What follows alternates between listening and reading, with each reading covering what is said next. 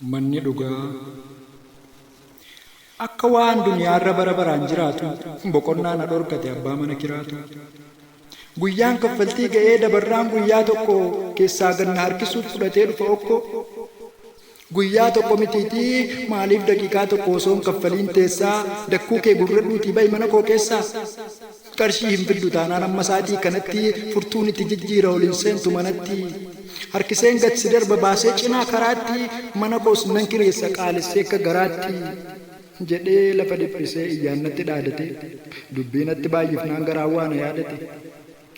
Arraba lafee hin qabneen lafee kiyya caccabsee garaa koo na guggubee aariidhaan na gaggabsee obsa na ficcisiifnaan dubbiin morma na ga'ee akkas jedheetti himeen mana isaa dhiisee ba'e.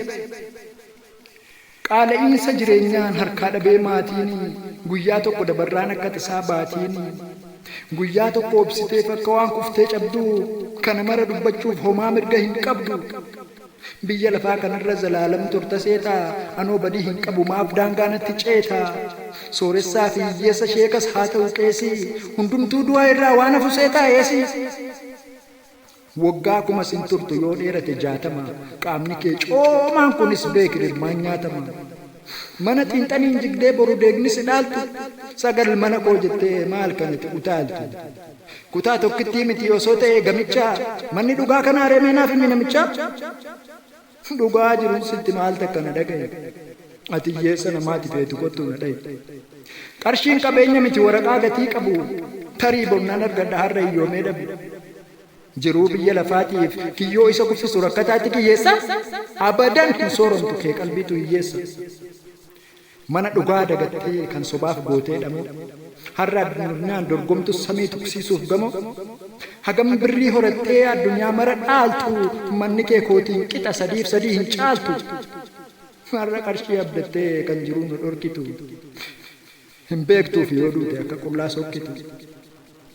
Otuma addunyaaf yoortuu gaafa lubbuun kee baatu viillaa fi konkolaataa warshaan galaas hin taatu. Hirriba keessa jirta adeemaatuma mugaa. Kanaaf jiruun duniyaa sitti fakkaate dhuga. Kanaaf qabrii dagattee biyya lafaatiif joorte. Kanaaf na xiqqeessitee qabeenyaan natti koorte. Rabbiin ibaadaa malee dhimma hin qabu horii kee yaaduu kana qabrii siif sodaadhe borii kee. Duru amala kee obsee har'a ga'uun sabriidha. Hin gowwoomin namichoo manni dhugaa qabriidha. Abbaa fedhe rakkisee rabba abbaa fedhe soora jedhee itti bulgaafadheen gadhiisee ba'e moora. Hiyyummaa jibbaa malee hiyyeessan lagatiina manni dhugaa qabriidha kiraan dagatiina. Yaad raayaati.